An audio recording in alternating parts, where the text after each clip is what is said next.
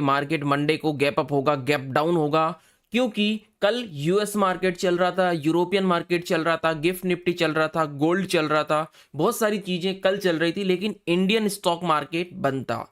तो global market को देखेंगे, डाउ जोन्स को देखेंगे कि कल क्या मूवमेंट कर रहा था, उसी के ऊपर गिफ्ट निफ्टी को देखेंगे कि मंडे को क्या मार्केट के ऊपर प्राइस एक्शन बता रहा है, मंडे को न्यूज क्या बता रही है। दो इंपॉर्टेंट जो न्यूज है गाइस, कुछ लोग बोल रहे हैं कि निफ्टी 30,000 चला जाएगा, कुछ लोग बोल रहे हैं निफ्टी 20,000 चला जाएगा।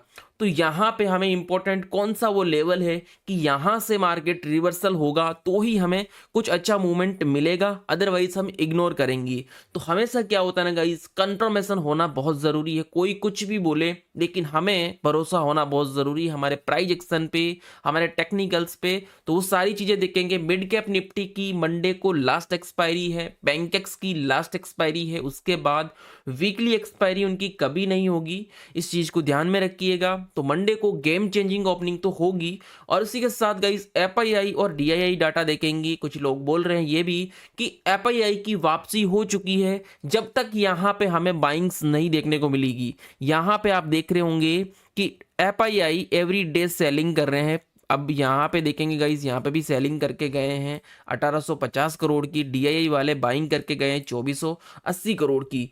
तो यहाँ पे जो बिकवाली करके गए हैं भैया एफआईआई वाले, यहाँ पे ग्रीन वाला सिग्नल दिखेगा ना, इस तरह वाला, इस तरह वाली कुछ दिखेगा ना हमें, तब हम बोलेंगे कि हाँ भाई एफआईआई वाले वापस आ चुके हैं। अभी तो भाई एफआईआई वाले यहाँ से पैसा निकाल के चाइनीज मार्केट में अपना ग्रो कर रहे हैं, दूसरे मार्केट के यूएस मार्केट सब दूसरे मार्केट को ग्रो कर रहे हैं, अपने मार्केट की सेलिंग कर रहे हैं।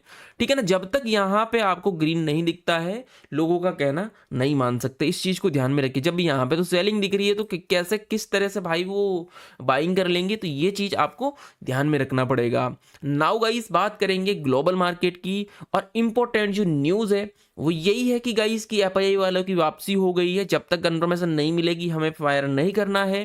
दूसरी बात कि हमें जो वेनसडे को इलेक्शन का हॉलीडे है, अगर महाराष्ट्र के अंदर जो सरकार अगर बीजेपी की आती है तो थोड़े से अपने को चांसेस रहते हैं कि भैया अपन हर जगह पे अपन आ रहे हैं, बीजेपी की सरकार एक ही जो सरकार है वो आ रही है, तो वहां पे थोड़ा सा एक अपने को कहीं ना कहीं सपोर्ट मिल सकता है। ठीक है ना, पिछली बार भी गाइस दिसंबर को पिछले दिसंबर को मार्केट एक अच्छा रॉकेट बना था। ठीक है ना, तो यहाँ पे हो सकता है इस दिसंबर को भी गेम चेंजिंग अपना बन जाए मार्केट। ठीक है ना, और प्राइस कभी भी अप साइड नहीं चलता, जैसे इस तरह से प्राइस कभी भी नहीं चलता, प्राइस हमेशा इस तरह से आएगा। अगर इसको अप जाना भी है, ये ऑल टाइम हाई है, मानो ये 80H है और यहाँ पे मार्केट अभी यहाँ पे है, तो यहाँ पे भी इस तरह से भी जा सकता है, क्योंकि प्राइस हमेशा इस तरह से चलता है। ठीक है ना, आप लोगों को लगता होगा कि अरे ये वो, तो ये ऐसे नहीं होता है। नाउ ग्लोबल मार्केट को देखता हूँ इस इलेक्शन की इंपॉर्टेंट जो न्यूज़ है, आप सबको पता है वेनसडे को हॉलीडे ही एनएससी ने बता दिया कि हॉलीडे है भैया वेनसडे को। ग्लोबल मार्केट की बात करता हूँ तो डाउ जोन्स गाइस, आपको डाउ जोन्स दिख रहा है, डाउ फ्यूचर्स, वो यहाँ पे Dow Jones US market negative close हुआ है, 305 पॉइंट नेगेटिव कल क्लोज हुआ था। एस&पी मैं ऑलरेडी कल वीडियो बना चुका हूं, लेकिन मुझे इसलिए बनाना पड़ रहा है क्योंकि कल यूएस मार्केट, यूरोपियन मार्केट और गिफ्ट निफ्टी ये तीनों चल रहे थे, इसके कारण मुझे ये वीडियो बनाना पड़ रहा है। ओके गाइस, तो वीडियो को लाइक कर देना, चैनल को सब्सक्राइब कर देना, और हाँ अगर टेलीग्राम चैनल ज्वाइन नहीं किया तो इसके बाद दिखाता हूँ। यहाँ पे यूएस मार्केट पूरा नेगेटिव था, यूरोपियन मार्केट भी पूरा एक नेगेटिव फ्लैट क्लोजिंग हुआ है। गिफ्ट निफ्टी देखेंगे तो 126 पॉइंट क्लोज हुआ, और 23,445 पे, 23,445 के आसपास कहीं ना कहीं नेगेटिविटी क्लोज हुआ है ये। यहाँ पे एक बात करते हैं गाइस कि मिड कैप निफ्टी की लास्ट एक्सपायरी है। मिड कैप निफ्टी का इंपॉर्टेंट लेवल कौन सा है? मैं मिड कैप निफ्टी में ना वीकली टाइम फ्रेम पे आता हूँ, तो कहीं ना कहीं मिड कैप निफ्टी अभी वीकली टाइम फ्रेम पे ओके, कहीं ना कहीं guys mid cap Nifty, 1 second, ये रहा अपना मिड कैप निफ्टी, इसका 200 EMA यहाँ पे शो नहीं हो रहा है। ओके 1 सेकेंड, यहाँ पे 200 EMA शो नहीं हो रहा है। चलो हाँ, चलो मिड कैप निफ्टी में नहीं हो रहा है। तो यहाँ पे क्या होता है ना गाइस, वीकली टाइम फ्रेम पे मिड कैप निफ्टी का जो कैंडल है वो एक रीटेस्ट क्लोजिंग हुआ। जैसे देखो यहाँ पे जो क्लोज हुआ था फिर 2 वीक इस तरह से ऊपर गया, लेकिन इसका हाई नहीं तोड़ पाया। इसका वापस इस तरह से बन सकता है, कोई बात नहीं, लेकिन कहीं न कहीं वी आर बेयरिश। हो सकता है तुम्हें मार्केट 11,874 कल ही दिख जाए, बट मंडे को ही दिख जाए, कल बोले तो मंडे को दिख जाए। कहीं ना कहीं अपन नेगेटिव और बियरिश हैं। अपना क्या होता है गाइस, इस तरह की अपने को जब तक एक बुलिश कैंडल वीकली नहीं मिलेगी, यहाँ पे देखो बड़ी बड़ी कैंडल्स दिख रही है, लाल लाल कैंडल्स, ग्रीन कोई बड़ी भी कैंडल नहीं दिख रही है। अगर कोई ग्रीन कैंडल इस तरह से दिखेगी तो हम कह सकते हैं कि भैया DII वाले और प्लस साथ में FII का भी कुछ होगा बाइंग, तो हम कहेंगे कि यहाँ पे एक पावरफुल मार्केट ने कैंडल बनाई है, बायर्स आ चुके हैं, तभी अपने को अपसाइड के लिए लॉन्ग पोजीशंस का प्लान कर सकते हैं, अदरवाइज नहीं कर सकते। यहाँ पे देखो गाइस, मार्केट जब रिवर्सल होता है तो ऑटोमेटिकली सिग्नल दे देता है, ऑटोमेटिकली सिग्नल दे देता है गाइस। बड़ी जब अपने को ग्रीन कैंडल नहीं मिलेगी, हमें अपसाइड के लिए प्लान नहीं कर सकते, इस चीज़ को ध्यान में रखिएगा। अगेन ये सेम सिनेरियो बता रहा है अभी तक तो भैया गिफ्ट निफ्टी, सॉरी अपना मिड कैप निफ्टी, कि भाई मैं बियरिश हूँ और मार्केट साइडवेज गैप डाउन की भी तैयारी कर सकता है, ध्यान रखिएगा। गैप डाउन कह सकते हैं अपन। और डे की बात करता हूँ गाइस, तो डे में भी एक मार्केट ने डोजी ही बनाया है, डोजी ही बनाया सपोर्ट पे, ठीक है ना, यहाँ पे देख सकते हैं। और डोजी भी बनाया ना गाइस, तो यहाँ पे एक रीटेस्ट डोजी भी कह सकते हो कि मार्केट पहले यहाँ पे सपोर्ट था, यहाँ पे इस तरह से मार्केट डोजी बना सकता है, ठीक है ना।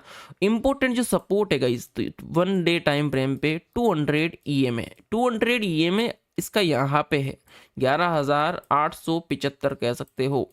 यहाँ से क्लोजिंग से अभी कितना दूर है, क्लोजिंग से कितना दूर है गाइस, कल की प्रीवियस क्लोजिंग से 220 पॉइंट, तो कोई बड़ी बात नहीं है, ये एक दिन में गिर सकता है, इतनी बड़ी बात नहीं है।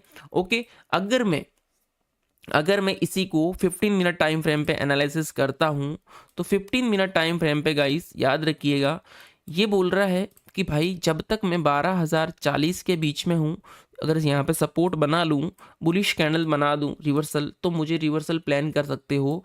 या फिर मैं 12,175 पे आ जाता हूँ और मैं यहाँ से रिवर्सल प्लान कर दूँ, तो मैं रिवर्सल प्लान कर सकते हो। तो वो होता है गाइस रिवर्सल प्लान इसी बॉक्स के बीच में। अब आते हैं ब्रेकआउट वाले। अगर यहाँ से ब्रेकआउट हो जाता है गाइस, तो हमें एक अपसाइड के लिए 200 EMA का टारगेट देखने को मिल सकता है, याद रखिएगा। अच्छा मूवमेंट है, गुड, यहाँ पे टारगेट देखने को मिल सकता है। उसके बाद 12,400 का। नाउ बात करते हैं कि मार्केट तो कमज़ोर है, सब कुछ कमज़ोर है, US मार्केट कमज़ोर है, गैप डाउन होता है, 12,040 का सपोर्ट तोड़ देता है।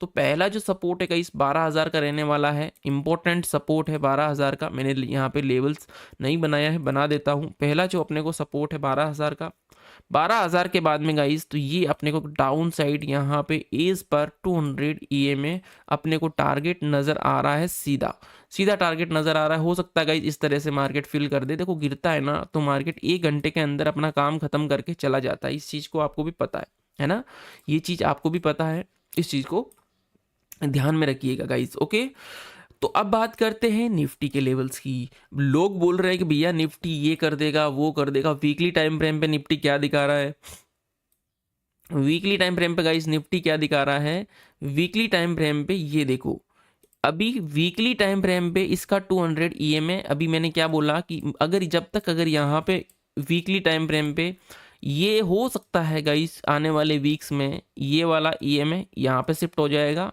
EMA चेंज होता रहता है, ध्यान रखिएगा। अभी आपको 19,000 दिख रहा है ना, धीरे धीरे जैसे 20,000 पे आएगा ना, तो हो सकता है ये रीटेस्ट करके यहाँ पे आ जाए और वीकली टाइम फ्रेम पे 200 EMA अपना वर्क कर दे और यहाँ से 200 EMA को वर्क करके वापस मार्केट चला जाए।